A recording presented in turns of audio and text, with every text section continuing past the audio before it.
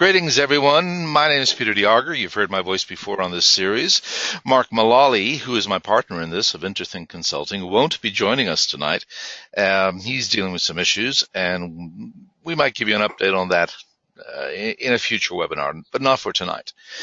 Tonight we have a great guest. First off, it's a really, really strange time to be giving this presentation, but that's related to the guest. Very, very busy man. Down in New Zealand, so we have time travel issues to deal with. For him, it is 2 o'clock tomorrow. For us, it is 9 o'clock tonight, Sunday. We've never done that before. I met Terry when I was in New Zealand, and I think I've met him 2 or 3 times when I'm down there. First time I met him, he was working with the same client I was, and we basically shared the stage over a couple of days in various locations in New Zealand. He is, like myself, a facilitator, a speaker, consultant on various management-related issues. He's well published. He has several books. I'll give you an idea of his style. The one I have in my hand is called The Guide, and the subtitle is brilliant. How to Kiss, Get a Job, and Other Stuff You Need to Know. So there's a sense of humor there that is similar to Mark and my own.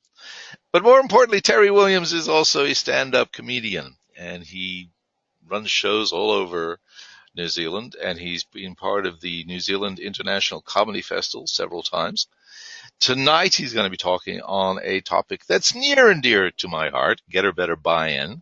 And it's funny because I've always said that buy-in is a 4-letter word. If you're asking for buy-in, you're doing it wrong. But I know Terry, and I know how he's going to come at this, and it's going to be an enjoyable session. If you think that I highly respect him, you're right. I've seen him several times. We've had a couple of jars at night as professionals sharing ideas. And I know that you're going to be very, very delighted and pleased with his stuff tonight. So without any further ado, I'm going to hand it over to Terry. He's going to have you for about 15 minutes. He'll bring you back to me. And by that time, I hope you have a couple of questions for him based upon what you're going to hear. And with that, Terry, if you want to say hello, and I will shut my microphone down and vanish into the wilderness. Hello, Peter. Hello, everybody. Thank you for the introduction. I appreciate that. And he has vanished. Well done. The system works.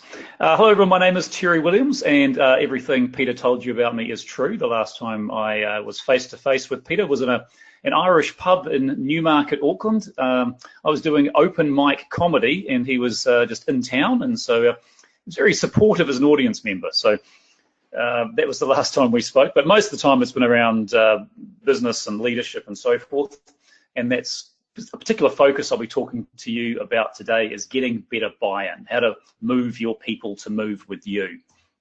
And to me, there's way too much focus on an outside-in approach. When people talk about motivating people, they often use sort of examples of the coach on the sideline of the football game, or the cheerleader, or the Marine drill sergeant yelling and screaming or trying to egg people on from the outside in. And as Peter said in the introduction, if you're asking for buy-in, then it's an uphill battle. You're probably not going to win. So my view on buy-in, and a couple of those books that Peter referred to earlier, are around psychology applied practically. They've got cute titles like How to Kiss, Get a Job, and Other Stuff You Need to Know. But and I'm not a psychologist myself. I'm an enthusiastic, well-read, practical person. And really taking these relatively dry bits of research and scrubbing them up, making them accessible, digestible, and trying to make them as practical as possible as well. So I'll certainly throw a few sort of overview pieces of research at you, but try and dress them up with a few stories, and then really provoke you to think, okay, that's interesting, but how am I supposed to actually use that in the real world of work next week? So how can we get our people to unleash the internal motivation they may already have, or at least get out of the way of holding it back? So looking for signs, I think the signs can be there as to whether or not you've got a team that's got some engagement potential, some motivation potential. And the problem with most leaders in the workplace is they're not that attuned to looking for signs. And a little activity I'll do in my presentations is I'll pop this slide up and I'll reveal some research from our local automobile association. I'm not sure what the Canadian or American equivalent would be, but you know the sort of outfit we're talking about, the experts on cars. You sign up and they come and rescue you when you break down. And apparently 82% of drivers were not aware of the existence of this sign that they've been staring at for hours a day for many, many years. When you borrow a car or you get a new car or you've got a rental car and you're driving into the gas station and you're wondering, oh, which side of the car is the doofer in which I put the petrol? Well, if you look at the petrol indicator on the dash of your car, there's a little triangle arrow that points to the side the petrol bowser goes into. And yet 82% of people aren't aware of those signs. So in presentations, it's a little funny thing that I do, gets a bit of a laugh, but the serious point is, of course, we have constantly got signs in front of us all the time with our team that we're not consciously aware of. And one of the reasons for that is what's known as other centricity versus, other orientation versus self-orientation. And again, one little study or one little activity doesn't prove anything. But it's an illustration that we do tend to have something of a default in our personalities to the extent, do we see the world through our own eyes or through the eyes of others? And another little fun activity I'll do in presentations, get everyone to stand up and pair up with somebody in the audience and get them to raise their dominant hand, right or left, whichever it is, click their fingers 5 times, and then to imagine their index finger is a magic marker. And pairing up with their buddy, their mission is to write the capital letter E on their own forehead with their imaginary magic marker and do it 2 or 3 times, and whilst you're doing it, to observe your buddy doing it to themselves. And then have a wee sit and a wee talk about what you saw. And so, as you can probably tell from the slide on screen, Adam Galinsky and his research team discovered, well, there are 2 types of people in this world.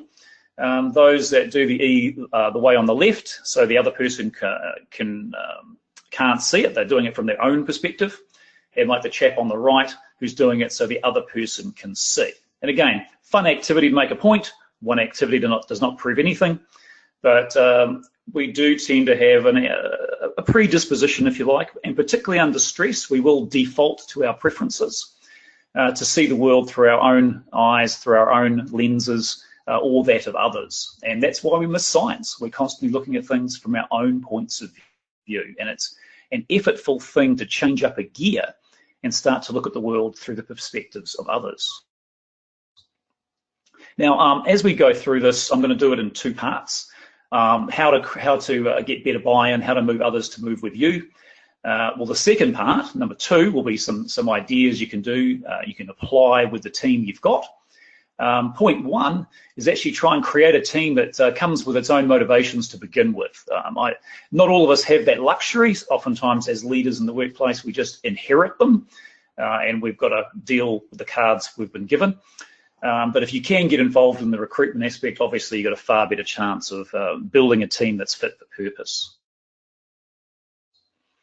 So in terms of selection, and you look at the research, there's a couple of ones, 2 or 3 that I'll look at that really stand out. And the first is colloquially known as grit. You might use the term perseverance or stick-to-itiveness or something like that. But let's call it grit, one of the 4-letter words that Peter's so fond of. And the principal researcher here, world famous for this and perhaps even coining the term, Angela Lee Duckworth, did probably the most famous study was the one at West Point, looking at both predictors of success and then retrospectively looking at aspects of character that actually led to success. And so West Point being a military academy, you'd look at a number of things. Well, we would imagine that's sort of athletic ability or academic performance as a high school kid going into this tertiary study would be an indicator of success, but those things were in fact inversely proportionate to success. And the ones that go in there and actually succeed weren't the A1 recruits, but the ones who, the B+ recruits, the ones who had to try a little bit harder. So the ones who just don't give up. So if you want to, this is not my field of expertise. Obviously, Angela Lee Duckworth is the ground zero for all that sorts of thing. If you go to AuthenticHappiness.org, it's free, but you do need to sign up. You can do the little quiz and it'll give you an idea of your own grit scale, on a scale of whatever it is, how gritty are you? I'm not super gritty, but I'm not terrible. And I think it certainly helps me. And you have those hard days and you muscle through, those are oftentimes your best days. And again, if you don't believe self-assessments, because oftentimes we're our own worst and least accurate judge, you can look back at your career, for example. Fewer career changes may indicate that you're grittier than most who don't give up at the first doofus you have for a boss, or the first series of obstacles that you find a little bit challenging, or indeed your first failures.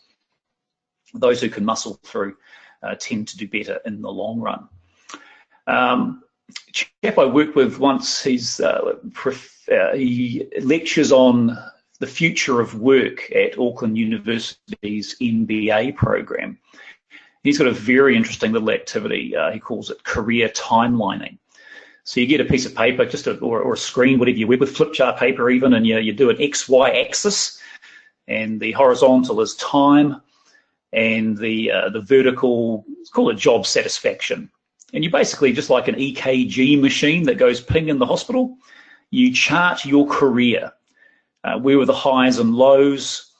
And you do that with your personal life as well. And you look at the graph, and where are the sweet spots of, and where are the low troughs. It's interesting to do as an activity, just to think, well, what are the elements going on where I'm being both happy and successful? And if you can do that activity for yourself, you'll get an idea, well, what truly motivates you. And if you can run that activity with your team, it might not give you the answer, but it might give you some ideas, or at least start the conversation with your team about, okay, well, there's that evidence of grit. Are they giving up all the time? But also, well, where are those patches when they're knocking it out of the park, where they're both successful and happy?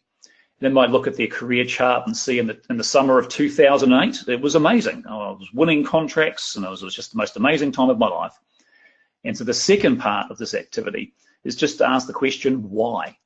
What was going on in the summer of 2008 that made it so amazing and so successful and so happy for you, whoever this person you're talking to is? And I've run that activity with some people, and multiple times, and sometimes you get a few blank stares because they've simply never thought about it, and it becomes a bit of homework. They've got to take it away and think about it. But I was doing it with one woman, and she was an owner-operator of a number of early childhood learning centres. And she suddenly had an epiphany looking at her career timeline, that all the times in her career when she was both happy and successful, her peak times, she was working outside. And so I sort of, she left with that revelation, and I moved on. And then 2 or 3 years later, I came across her again, and she was no longer working in her early childhood centres. She'd gotten a manager, she'd retained the ownership, but she'd sidestepped laterally in career and become a soil nutritionist, and was working outside in a vineyard in Marlborough, one of New Zealand's premier wine growing areas. So I don't think everyone's going to go crazy 8 bonkers and step quite so crazily sideways in their careers, but it does make people start to ask themselves, well, what is it that internally motivates me? What were the conditions that existed? And if you're hiring people, it's a useful activity to do as well, because suddenly you think, okay, well, you start thinking about fit. Okay, this person could do the job. Maybe they're the best person for the job, but to what extent are they going to fit? Is it too hard to make them fit?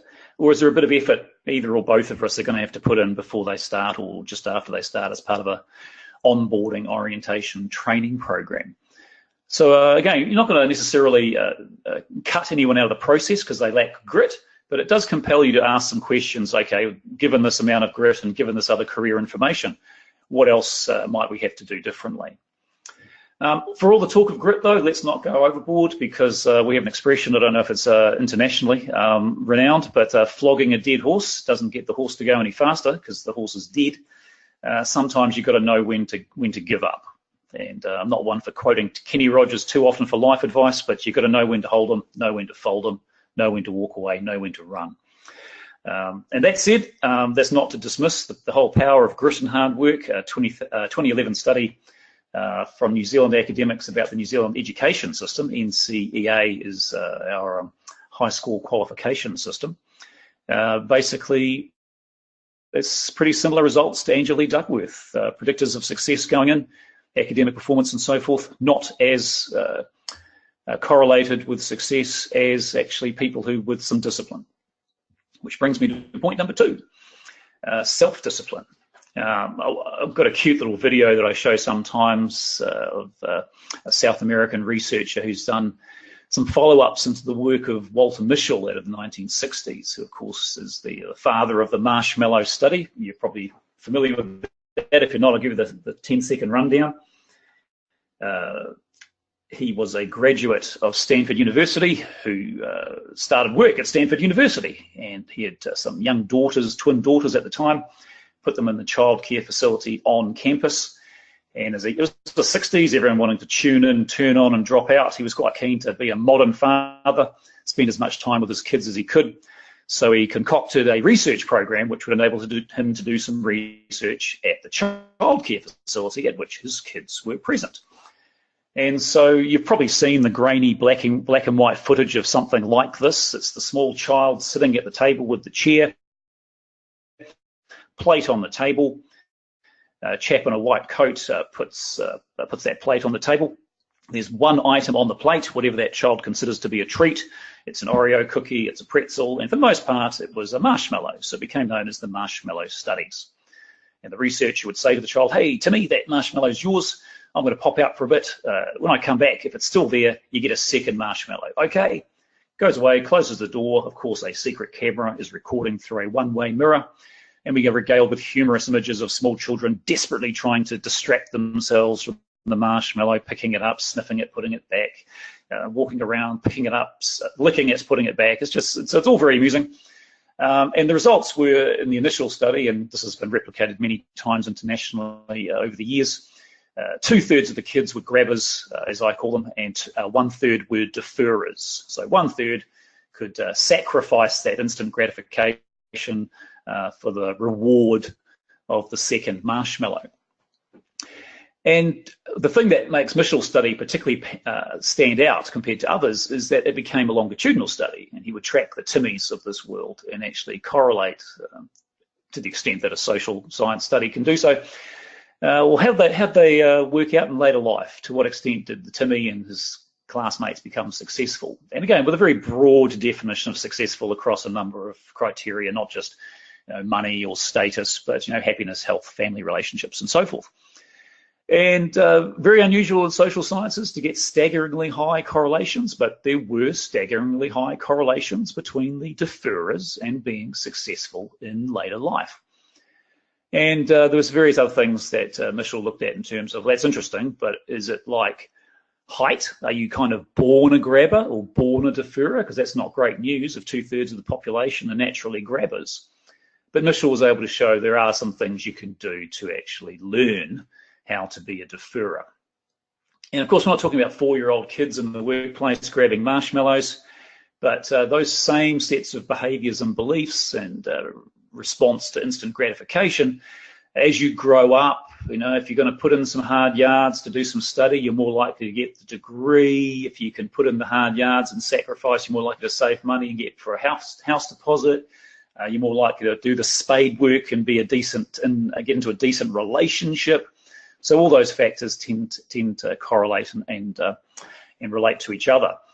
So again, it's possible, according to Mischel, to hire someone who's not a grabber and coach them up and train them up to be more self-disciplined and to defer instant gratification. But it's easier if you just hire those people in the first place.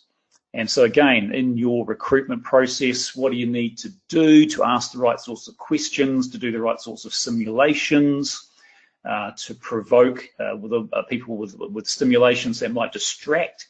What do you need to do in order to measure that you're getting someone who's pre-self-disciplined? Yes, you can change them. It's just a lot easier to get people who are self-disciplined in the first place, and sharpen them up after the fact if they are as well. So that's first one is grit. Second selection criteria is self-discipline. Third one is what's known as mindset. This goes back to the research of Carol Dweck, who initially started looking at, again, small children. Obviously, they were the research subjects of choice at a certain era. Probably didn't charge much other than marshmallows. But she would subsequently do her studies with grown-up adult professionals in modern business workplaces, and once again got pretty similar results. And I'm always a bit loath to start out with bits of research that end up with me saying things like, well, there are two types of people in this world. But because we are adults and professionals, as are many of the people you work with, and they can make choices. We can choose our own behaviours. But under pressure, under time pressure, under stress, we do tend to default to our natural preferences. And an activity I'll do with groups sometimes is I get everyone to fold their arms, then I ask everyone to unfold them and then refold them the other way around. And we then get with a large group, I did this once with 4,500 people in Singapore, it was pretty funny, is you get a very wide range of ability to actually fold their arms the other way. And then I ask everyone to, okay, put your arms wherever you like. And what does this indicate? What is this little fun activity? What was the point I was trying to make? And the point is that if you've done something like fold your arms one particular way, a couple times a day, dozen times a day, every day since you were 2 years old, that's really strengthened the synaptic connections in your mind. That's a very reinforced behavior. You can do it effortlessly without thinking. There's no challenge there. It's total comfort zone stuff. The metaphor that I use is like a 10-lane motorway in your brain. It's wide, it's flat, it's straight, and it's smooth, and you get to where you're going without effort, without thought. But folding your arms the other way, even though it is exactly the same set of muscle movements, albeit in reverse, it is not a 10-lane flat, straight motorway. It is a gorse-covered bush track that you're having to hack at with a machete in your mind. It's not easy, it is effortful, and you do have to think about it. And not only is it a gorse-covered bush track, it's a gorse-covered bush track right next to a 10-lane motorway that's easy and you're used to. So a lot of behaviours under stress, we do tend to go back to our 10-lane motorway. And it's the truth too with mindset. So what Dweck did with his study is a whole bunch of kids in various times were offered a range of fun brain teaser activities. Now, they were potentially challenging, but and again, all of them were told afterwards, regardless of their results, one of two things. So half of them were told, hey, you did really well, you must be super smart. And the other half were told, hey, you did really well, you must have worked really hard. So one group were basically reinforced for what they were. Now, you are this, like height, you are tall, you are smart. And the other half were praised for the effort going into the activity. And of course, there is a connection between effort and results. She would then go on to offer both groups, do you want to have another crack? And this time a bit tougher. And this didn't go so well this time. And so the group that were told they were smart, they were offered another round, and they offered to go back to the easy ones. And the group that were being reinforced for their efforts, you must have worked really hard. They were quite keen to keep on cracking with the tougher stuff, and over more tests ended up doing far better on average than the other group. So again, you can look at in your recruitment processes, you can throw in some questions, structured behavioural event-based questions. Tell me about a time you were faced with a problem or something like that. Come up with something specific to your workplace.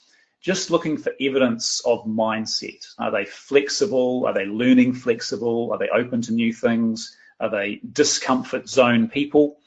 Or are they growth? And I'm not saying one's better than the other, although I think obviously I'd vote for growth if I had to pick one of the two.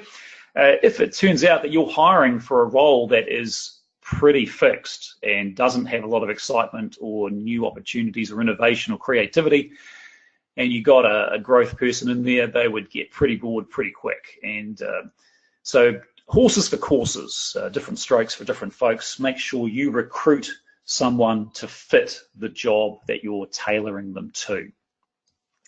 So in terms of getting better buy-in, how to move your people to move with you, the ideal first step, as I say, is to recruit the right people. Not necessarily the best people, but the people who will find the environment, the work, the people that you've got or are getting just inherently motivating for them, or as best you can. Obviously, sometimes you're constrained, but if you've got a choice between 2 or 3 people of equal or thereabouts level of skill, why would you not do this? There's another set of criteria to look at. I don't think enough people do look at fit. I think there's way too much focus on good old CVs and paper qualifications and so forth. So grit, self-discipline, and mindset. And again, steer away from questions like, tell me about your mindset, or tell me about your grit, or tell me about, are you self-disciplined? Try and concoct some behavioural event-based questions that will compel them to come up with real-life examples, and you can drill down into those just to get away from people who are increasingly well-trained and coached up in how to do interviews these days. So getting back to the old folding the arm example, I put a wee cross next to Albert Einstein because I've only recently discovered that he didn't say this, but he is very much credited with doing it. It's not him. It sounds like something he would say. It's pretty wise, but he did not say it. It's like that meme of Abraham Lincoln telling us not to believe everything we read on the internet. Similar situation. So we've got to do things slightly differently, and just like folding our arms the wrong way, initially it might feel a little bit uncomfortable, but for yourself and for the people you're leading. But you need to give them enough incentive to crack through the hard times. There's got to be some treasure on the other side of that gorse in their minds that they're hacking away at with their machete. And so let's throw you some techniques now in the second part to actually deal with people that you've already got, to tune into their inherent motivations or rekindle the fire if it's the embers have died down a wee bit. So there was a study done with smokers, and the smokers were many smokers were invited to a seminar. There were many smokers, but there were many seminars. And half of them were one type and half of them were another type. So in half of the seminars, an expert would stand at the front of the room. The smokers would come in, they'd sit down, the expert would be wearing, say, a white lab coat, maybe a tie, spectacles, there'd be a PowerPoint slide up there. He'd have a clicker, or he or she would have a clicker in their hand, and they would say something like, hi, my name's Terry Williams, I'm one of the world's leading experts on smoking cessation. I'm here today to tell you why you should change and stop smoking. Here are the top 10 reasons, blah, blah, blah, blah, blah. So 50% of the seminars, an expert told people why they should change. In the other 50% of the seminars, similar kinds of people came into exactly the same room, sat down in the same chairs. Person at the front, not dressed in a lab coat, just casually attired, no PowerPoint, just a blank flip chart pad and a pen in hand. They pick someone out of the smokers, call them out by name. Mark, hi Mark. Mark, if you had a friend and your friend wanted to quit smoking, what might be some of their reasons? Okay, help them out, everybody, saying to the group, and scribble, scribble, scribble onto the flip chart paper. Pretty quickly, we get a list remarkably similar to the list that the expert could have told you. Admittedly, does take a little bit longer. And again, the words used by the facilitator, very deliberate, very precise. Mark, if you had a friend, not Mark if you wanted to quit smoking, but if somebody wanted to quit smoking, what might be the reasons? Not what are the right reasons or what is the correct answer, but what might be some of. So these are useful facilitation techniques. Don't be too precise in those. Don't give people the opportunity to be wrong too often. So one type of seminar, 50%, I'm an expert, I'm telling you why you should change. And the other type of seminar, the group self-identifies reasons why somebody might want to change. 20 minutes into every seminar, secretly out the side, an assistant pulls the fire alarm. So everyone has to leave the building for an unspecified amount of time. Of course, they're all smokers. So the researchers videotape them all and they stopwatch and time how long on average it takes everybody to light up in each type of group. And normally I'd ask a group, which group do you think took longest? And the correct answer was the second type. The people who self-identified, who were facilitated, who had the opportunity to come up with their own answers, it was almost 3 times longer, close enough to say 3 times longer. So if people come up with ideas themselves, they're 3 times more likely to listen, they're 3 times more likely to believe, they're 3 times more likely to give it a go. And this is the important one, they're 3 times more likely to keep giving it a go when it gets difficult. And they're 3 times more likely to tell other people about it when they've got a handle on the skill themselves. So I'm not saying, obviously, I'm not saying don't tell people anything. Obviously, there's sometimes you're an expert and they know nothing, and the asking them would be pointless. There's possibly health and safety reasons, or legal reasons, or cost reasons. You know, there's lots of reasons to tell people stuff. I'm not saying never do that. But if your objective is to get people, to nudge people, to choose to change their own behavior in your absence, in the long run, then this approach, self-identification, is the way to go. It does take a little bit longer, but you'll save time later because people will actually stick to it. Well, they're far more likely to anyway. And smoking is a chemically addictive behavior. They've done similar studies with other behaviors, which are just behavioral choices, and the disparity is even greater. But that's a good little baseline, 3 times more likely. So I'm often facilitating in-house with work groups, and coming up with, and you'll develop these yourself if you start giving it a go, is developing your little menu, your little buffet of potential questions to get people to self-identify, to start thinking about in your coaching sessions. And this is probably more a coaching tool. It's not going to happen with a group instantly. It's something people may well have to have a wee bit of a ponder about, depending on what you're trying to nudge them to think about changing. There is you might wonder why I've got a picture of meatloaf up there. There's a wee story I'll throw at you that illustrates what you're up against when you're trying to get people to think about why they do things, and before you even get to the point of nudging them into considering to change them. So back last November, almost a year ago actually, last November, we had a significant earthquake in New Zealand. So it shut down the main highway through the South Island. It's still closed. And it also affected Wellington, our capital city. And I was in Wellington when it happened. A lot of glass on the streets, a lot of things still shut, a couple of buildings collapsed. I'm not complaining. I was just stuck, basically. I couldn't get out. There was also floods on the same day, so a bit of a perfect storm. So I'm sitting at the airport, staring at a TV screen, and it was the Ellen show. And I'm a working man. I never get to watch daytime TV.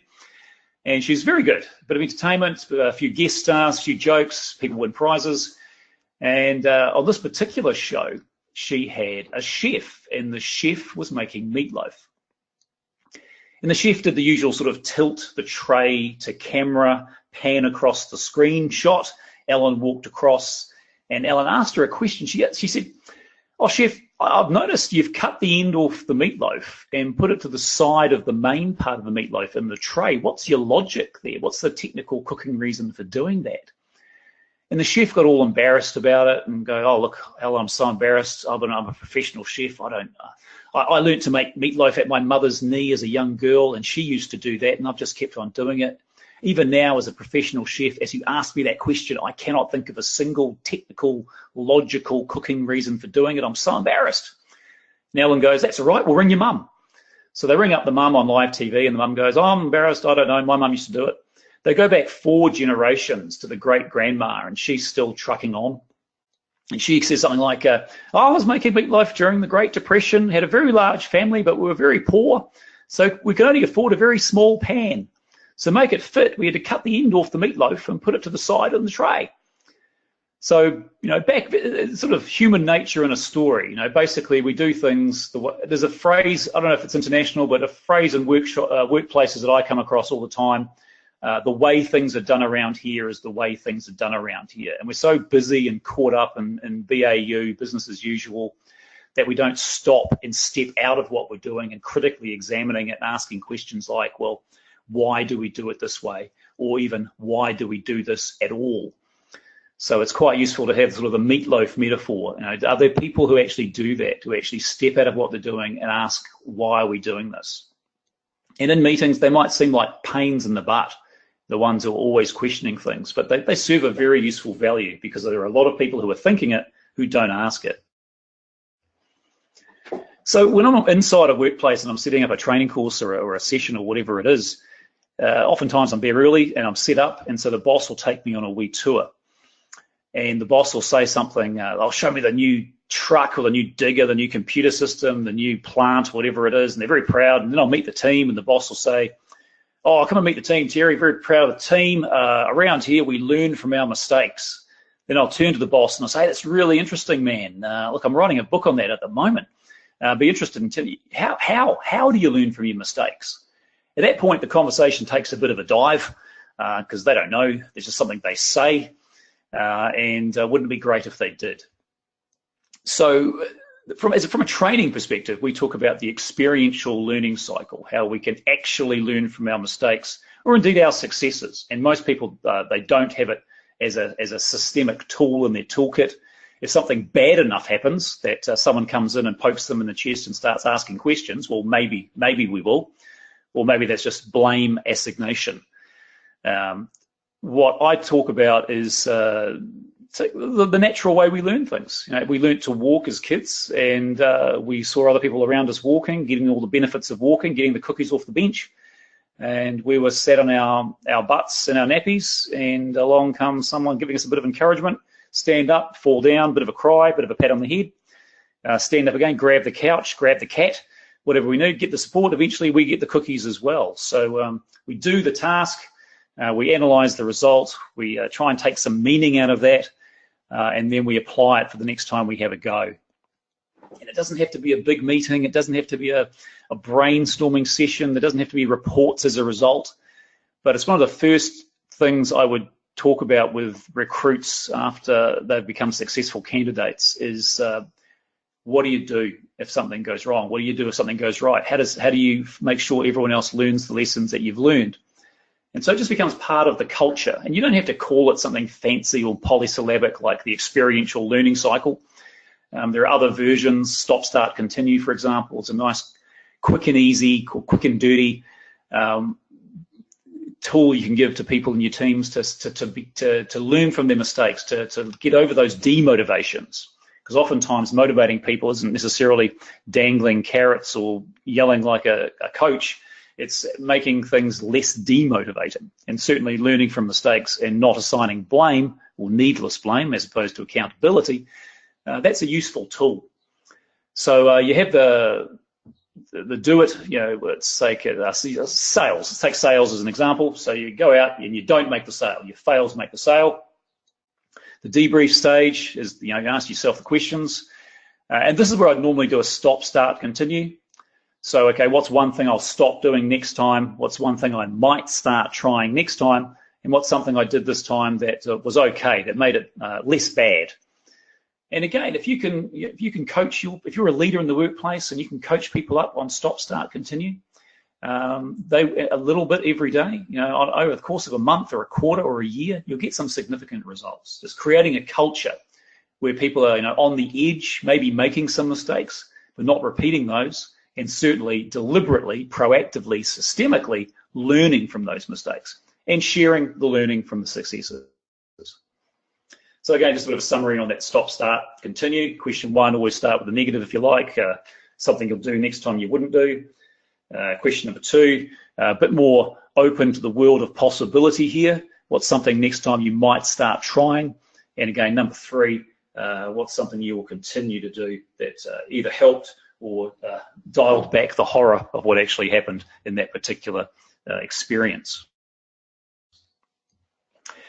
I'll ask my groups if they've ever heard of the reticular activating system, and if they're not a psychology student, they probably have it. So the RAS, I won't even tell them what it is. I'll give them an example, the same example I'll give you now. I'll say to some of them, hey Mary, have you noticed the new 2018 Toyota Corolla? It's that lime green color. And she wouldn't have noticed it, but the moment it's drawn to her attention, for the next 2 weeks, everywhere she goes, she sees lime green cars. Well, that is an example of the reticular activating system of our mind. It controls our focus and attention. And if we don't deliberately and proactively take charge of it, either our own RAS or that of the people we lead, then random stuff gets in there, often unhelpful stuff, like lime green cars or something controversial, somebody controversial said on TV or whatever the scandal du jour happens to be. Whereas what we'd like in there is our sales targets, our productivity outputs, or whatever it is we're trying to achieve in our workplace. How do we help nudge people to keeping as much focus and attention on the things that we want focus and attention kept on? So we'll throw you a couple of tools. And again, you don't have to use the language that I'm using or even the techniques that I'm using, because these are kind of classroom-based as I teach people how to use them. Like, for example, this next one, the Mandela List. You don't literally need to use this, but it can be the basis of a conversation. You don't even need to mention Mandela. So with Mandela List, I first became aware of Nelson Mandela in my mid-teens. There was a song called Free Nelson Mandela. So from that point on, this is this guy, he's amazing, he's in prison, and I paid attention from that point forward. But I later read his autobiography and saw a documentary about what happened prior to that. And back in the early days, he wasn't the front guy on stage going rah, rah, rah. He was a quiet workers' rights attorney, and quite happily in the background shuffling the paperwork. But as they became more and more successful, more of a threat to the government, one night, a whole bunch of people have been arrested, there's no one to go out on stage. He's the next guy, so he has to do it. And so he goes out on stage, but before he does, he thinks of two people that he knows that he considers to be excellent at what he's trying to be excellent at, in this case, public speaking, or confident public speaking. And he creates what I call the Mandela List, what I guess Mandela would refer to as a list. He simply lists down some specific, observable, repeatable behaviors that those self-identified experts did that he considers makes them the experts he considers them to be. He simply went on stage with a speech and that list, and he did those things, and the rest is rock and roll history. And I was watching many years later, year 2000, he's just been named Time Magazine's Man of the Century. He's just addressed the United Nations General Assembly to a standing ovation. And he's being interviewed by a TV crew, and I'm watching this interview. And he talks about the Mandela List, and he's miming it out with his hands. And he says, look, I don't literally carry a piece of paper around with me anymore, but he moves his hands to his heart. And he says, but I still carry the list around with me. And I found that very moving, but also very practical, that it's a tool that he would use. And he systemized it over the decades, and he would do these things. So since then, I've started using it as a metaphor, or indeed a practical tool, to get people to self-identify. So linking back to our smoking study, it's more impactful, they're more likely to believe, more likely to give it a go, more likely to stick at it when it gets tough, if they self-identify. So they identify whatever it is you're trying to do, whatever the skill is, whatever you're trying to move, the behavior you're trying to move them towards. They self-identify a couple of people who are already there, and then some behaviors that those people do. And you don't have to do anything with it. Just the activity itself just tickles their reticular activating system, if you like, stimulates their RAS. So they start noticing things that will guide, nudge their behavior more towards that. The thing about motivation is demotivated people, they can tell you how much dirt there is on the carpet because their head's always looking down. Motivated people, the physiology, by getting people to look at different things, you can change the state. Your emotional state is tied in many ways to what you eat, how you sleep, and the things that you take in via sensory input, what you're listening to, what you're looking at. Now, you're not their mum, you're not their flatmate, you're not their significant other, but as their leader in whatever context, you've got some control over that, what the physical environment looks like and so forth. So have a look around and see what they're seeing, and how can you expose them to the sort of role models that they would choose. And again, you don't have to use this. I call it the WIFM grid. What's in it for me? WIIFM. It's another little activity that I do with people to get them to self-identify what they stand to gain or what they stand to lose if they don't start doing whatever it is we want them to get involved in, the change project, probably for a lot of you people. So again, sometimes I do literally do this with the grid, and I'll give it away as a handout, and they fill in the blanks, often working with another party, because again, by publicly declaring it, that further reinforces the behavior, or the intention at least. But oftentimes, just in a coaching conversation, I'll simply use this, and they never see this. I never use the term WIFM grid or anything potentially confusing like that. It's just a nice little reminder to me particularly that WIFM, that WII-FM, sort of makes me think of a FM, like a radio station frequency, that I need to be broadcasting as a motivator on the frequency that they listen to. So I'm a 50-year-old New Zealand man, and so I've got a particular set of behaviours and beliefs and lenses through which I see the world, and I'm very aware the world is not like me. Much of it is not like me at all. So a lot of what I need to do early on is a bit of detective work. You know, what my audience, my team, whoever these people are, what is the lens they're looking at the world through? Is it career progression? Is it family, work-life balance? Is it something else completely outside of work that I could use to connect better with them? This kind of exploration, investigation is time well spent. And again, you could do that back at the recruitment stage during those interview questions, not just idle chit chat for the sake of socialization, but useful information well gained. And again, another little grid I can throw out there to get people thinking about, well, what are some of the criteria, what are some of these behaviors that I've self-identified that I'm already good at versus ones that I'm not so good at. So it's looking at organizational culture. The Lasada ratio looks at how positive is the environment. Obviously, a negative environment's pretty bad, but super positive ones aren't that great either. The right-hand side of that picture, it's a dangerous being too fluffy and cuddly, not critical enough. So somewhere in that central green space, depending on the environment, is where you want to be in terms of positive language and so forth. Have a wander around your workplace, just listen to the words that are being used. Use of feedback, make sure people get feedback, not just once a year or even once a month, but on a continuous basis. If you can't give them the feedback yourself, how can you create systems that give it to them, and so forth. Natural learning, coaching, use of questions, really underutilized by leaders in the workplace. How can we ask more questions? And a technique I'll give to you now is often used by high-performance sport coaches, called motivational interviewing. 2 parts. In the first part, you ask them on a scale of 1 to 10, how ready are they? Let's step outside of sports. Let's make it parenting. So you've got a teenage kid, teenage child. They're not tidying their room. You ask them on a scale of 1 to 10, how ready are you to tidy your room right now?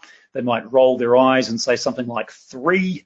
Well, then the second question is, okay, why did you not say 1 or 2? And then they start self-identifying reasons why, even on a small level, why they might want to tidy their room, you know, to close for tomorrow, don't want to step on my laptop screen, whatever it is. So they start activating their RAS to start noticing reasons why it's in their own, to their own benefit to tidy their room.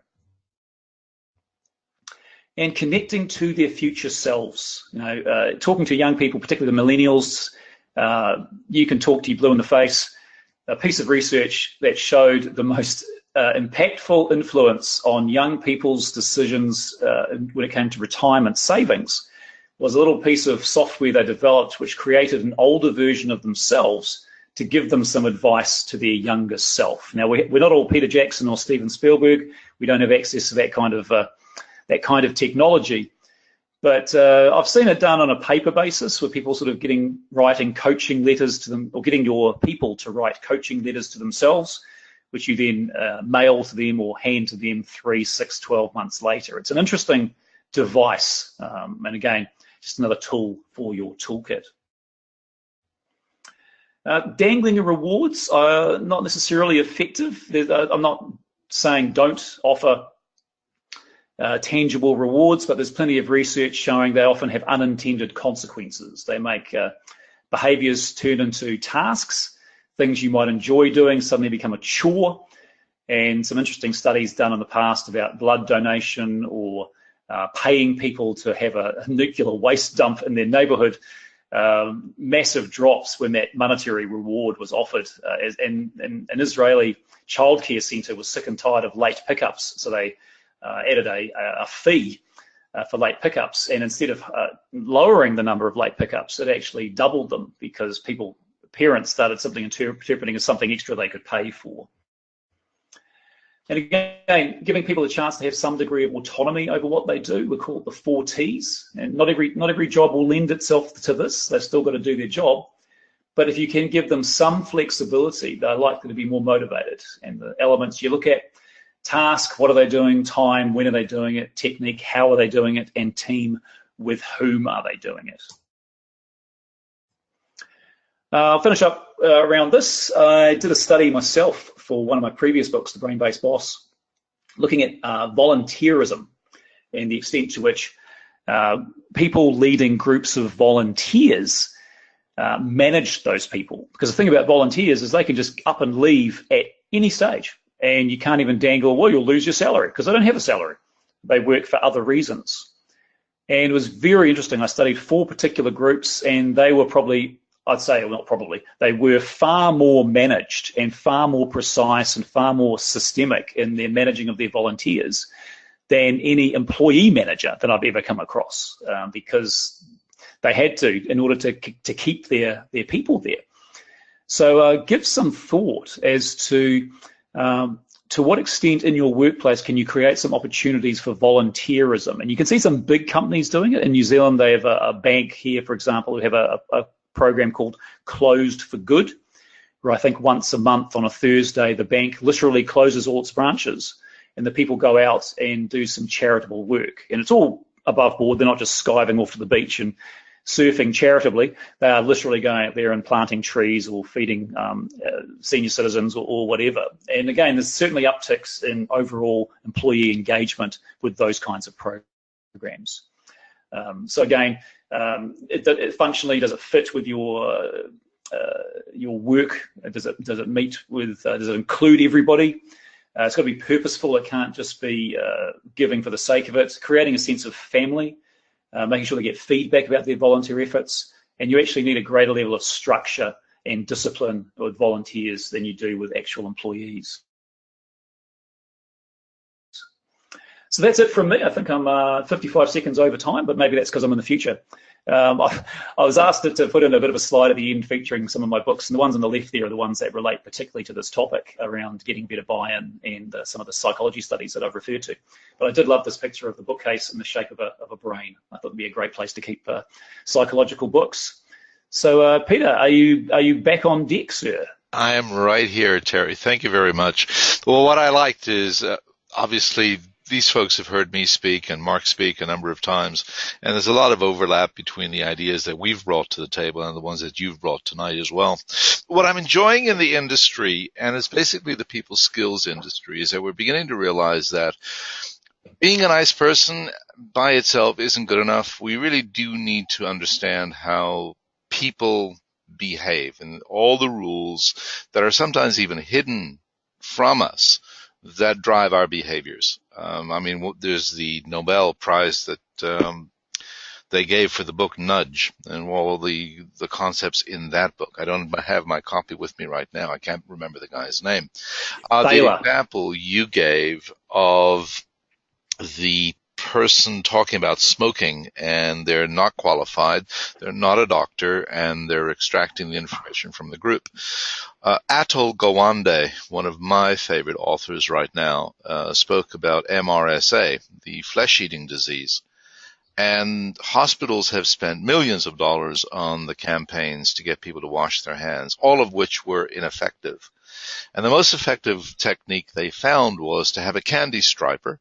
In other words, a hospital volunteer chair a meeting that had in it surgeons, janitors, nurses, doctors and everything, and basically do exactly the same thing. She tells them, or he tells them, that there is an MRSA outbreak.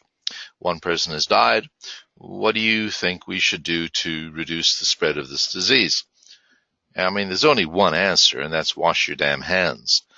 And everybody comes up with it, and they work on the flip chart, and it is by far the most effective way of getting people to change their behavior.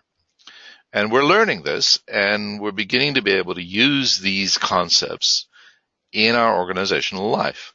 I have a couple of questions. Anybody else who has a question while I'm chatting on these, please type them in right now. Otherwise, you want to get the opportunity. This one, we won't mention the names. This is about the whole idea of hiring to fit. I'll read it off. The fit is tricky. Any suggestions on techniques for finding the fit before you take on the new hire? Yeah, definitely. We had, for example, I was a manager of a contact center for a number of years, and we had 4 or 5 bases, if you like, they had to go round in order to get the home run of getting the job. And we had the usual ones that everyone has, like the job interview, checking the CV, and so forth. But our last step in the chain, and I appreciate not every employer can do this, it's not even a simulation. We would actually pay them half a day to come in and sit on the phones with an experienced operator and simply experience what they would be experiencing if they got the job.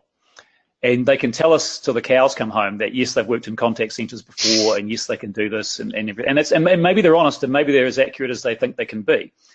But we were a particular contact center that worked for a city council, and I don't know what it's like in other countries, but when people ring up a city council in New Zealand, it's never, hi, city council, g'day, I turned on my tap this morning and clean, fresh water came out, thank you. That call never happens. Every call to a council is a problem, and they often escalate. And you can imagine this, sewerage overflows or noisy parties or potholes damage my car or neighbour disputes, so much. And so to immerse them in that, and that's really what I'm talking about, is if you can't do it literally by immersing them in the reality of what you're doing, by actually not throwing them in the deep end, but just exposing them, can you simulate that? Because the key thing here is that the senior person sitting with them, and they get input. It's not just my opinion as the boss. The person who is literally going to have to sit next to them is actually getting some, it's not a veto, but some meaningful input into the team that's being created. And we were able to do that, and it really helped. Very good. I have another one. These are great ideas. Any tips for engaging with teams you've inherited? This is the other side of the coin, or don't get a chance in working with. That's a fair point. And thinking back, probably to do an assessment of the lay of the land. Who are the opinion leaders? In New Zealand, we have Maori culture. We talk about mana, M-A-N-A, mana, which basically means, it's obviously a lot more than that. It's a spiritual element to it as well. But in a workplace, maybe your street credibility. Who does everyone else look up to? And it doesn't have to be, and often it's not the leaders. It's that person who's been there a while that they turn to. And so if you inherit a team, and sometimes I've had the team given to me, or I've been given to the team, an initial assessment, who is who, what are the dynamics, and trying to plug into the network that already exists, and just ask some questions. If that person's open to it, well, okay, I'm here, I want to motivate people, tell me, and oftentimes they won't give you exactly what you need, but the very fact you're having that conversation, right? They'll tell 2 people, and they'll tell 2 people, and you start developing at least an openness to the idea. Mm-hmm. So that's my first thought. And just a second follow-up. Thaler was the name of the chap who wrote Nudge, and Sunstein. Thaler That's and right. Sunstein. Yes, thank you. Here's a comment. Mindset. A fair amount of work with athletes and musicians have suggested that neither mindset is completely true. World-class people grow, but they start at a high level in the beginning in either set. Comments? Yeah. I'm always a bit wary about, 4-quadrant diagrams that say there are 4 types of people in this world, or I think I've used a couple of them myself with mindset and the other centricity at the start. It makes a mental model of the world that just makes it easier to understand. It's never going to be exactly like that all the time. I found the same thing even with labels such as introvert, extrovert. I mean, I consider myself, I know I am an introvert off the scale, but there will still be times where, I want to expand on all the rest. We are at 9:59. We have a religious observance to ending on time. So you'll advance me to the next one, please. Next slide. And remind everybody, his books are a delightful read. If you've read any of my books, it's the same style.